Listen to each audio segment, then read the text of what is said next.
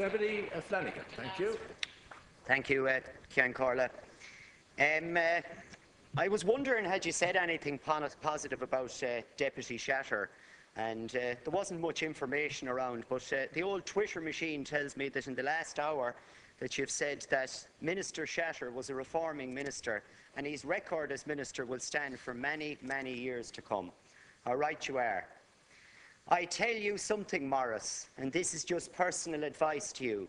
If Justice Minister Alan Shatter thinks you're screwing him, you're finished. If Shatter thinks, here's this guy again, trying another route, trying to put pressure, he'll go after you. He'll go after you. Now, fortunately, Minister Shatter is gone, but your comments here suggest that you think he was great and he was right to do what he did. At this very moment, Garda Nicky Kyo, that's his name, he's proud of it, is from Athlone Garda Station, is presenting information to the confidential recipient, Justice Patrick McMahon.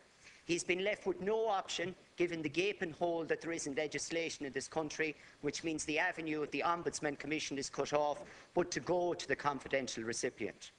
He has been left with no choice but to go public, because since last week, you know, when the man you voted in as Taoiseach laughed at what he brought to me, because of what happened in the last week, he has basically had to go public, because at his local Garda station, the word is that these are the whistleblowers, or snitches, as is being used by many people. Now, his allegations are very serious. One, there was a cover-up of an original file which was stolen, and then the original incident removed from the Pulse system. New statements were created and new original information appeared.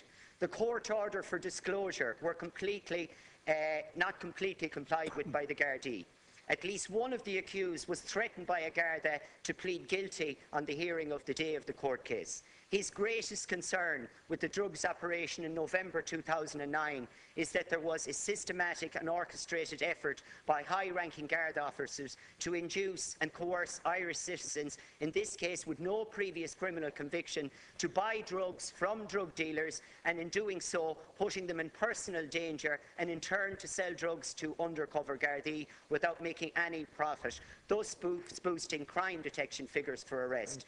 Charges and convictions. The result of this operation was that these mostly young citizens of this state now have serious drug convictions, where at least in this case none previously existed. And finally, a further grave aspect of grave concern in relation to the planning of this operation was that the list of nominated persons to be targeted had a notable omission, in that a significant and well-recognised drug dealer in the area, who's been seen long associated with a senior member of the drugs unit, was excluded.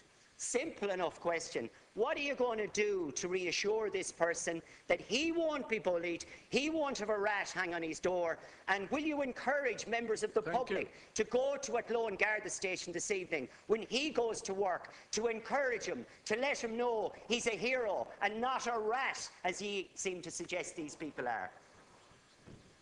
Minister. Deputy, I remember when the Patton report was published, many years ago now. I think from memory there was about 266 recommendations in that report. About 16 of them referred specifically to the nature of the Northern Irish divided society, and were particular to that particular country, or that particular part of the United Kingdom, with all the divisions of which were familiar. The remaining 250 recommendations were the best type of recommendations that you could possibly have for a Garda authority here in this state. And my colleague Brendan Howlin brought forward a bill to that effect, which was rejected by the then Fianna Fáil coalition government. If we had such an authority, and we will have such an authority, many of the issues that you have raised, and I share your concerns, would in fact have a proper outlet. We would have a proper ombudsman for the Gardaí. We would have a proper authority. We would have a proper complaints procedure. The Labour Party and this government are committed to introducing a Garda authority. We are committed to introducing whistleblowers legislation, things that in fact have been on the statute book in a partial way. Pat Rabbit before he became leader of the Labour Party, published a whistleblowers piece of legislation that was accepted at committee stage and then disappeared into the bowels of the then government at the time. So the concerns that you're expressing on that particular person, whom I do not know, are concerns that we would all have. And I thank you for raising them. There will be, when we have finished our work, and we will move without delay, Deputy, we will move without delay. We will establish a Garda authority that will build in on the practice that has now emerged from Northern Ireland and from elsewhere, but Northern Ireland is a good place to start, and the Pattern Report is an even better document upon which we can actually build our own foundations. That, plus a whistleblowers legislation that would protect whistleblowers and the other kinds of safeguards.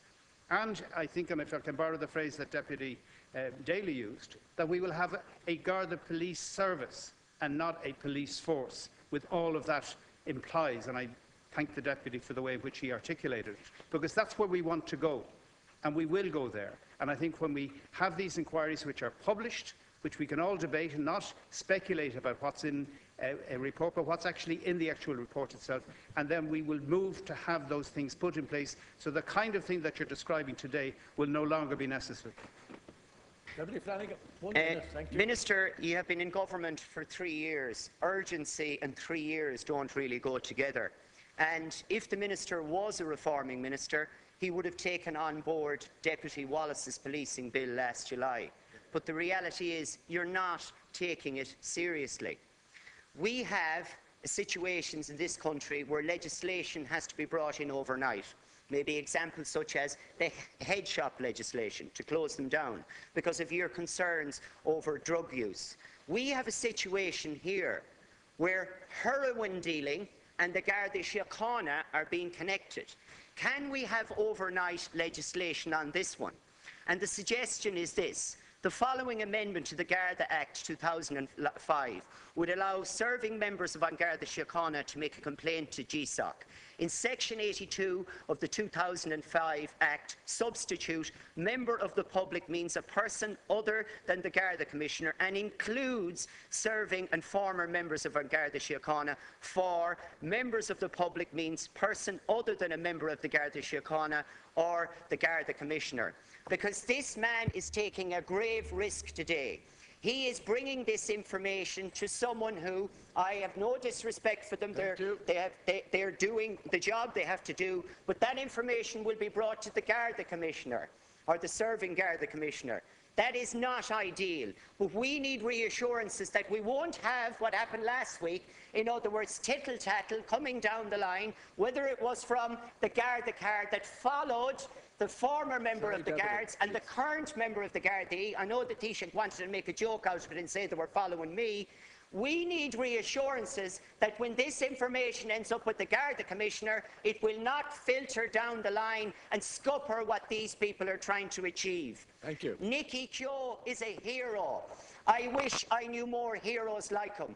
There are plenty of them in the Garda Siochana. He's done them proud today, and I hope they'll shake his hand rather than tie a knot in a rat's tail and put it on his door. Minister. I think, Count Corla, every deputy in this House would share the concerns that you've expressed. Let's work together to put in place, in the basis of everything that has happened in the last number of months, but in the basis of things that have happened over the last number of years as well, going back through previous style, and put in place the kind of police authority, Garda authority that this country requires in the beginning of the second decade of the 21st century, and the protection for whistleblowers wherever they work in the public service, not just in the Garda. That's what this society needs, and that's what this government is going to do, and we will do it in the next 2 years. Thank you. That completes leaders' questions for today. We now move on to the order of business.